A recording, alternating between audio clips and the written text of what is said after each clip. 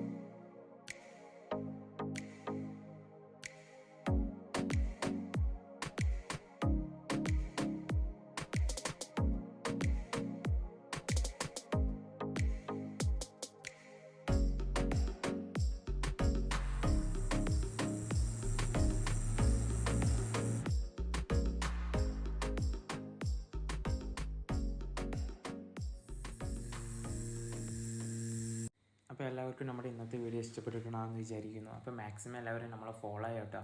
പിന്നെ നമുക്ക് അടുത്ത വീഡിയോയിൽ കാണാം. ബൈ.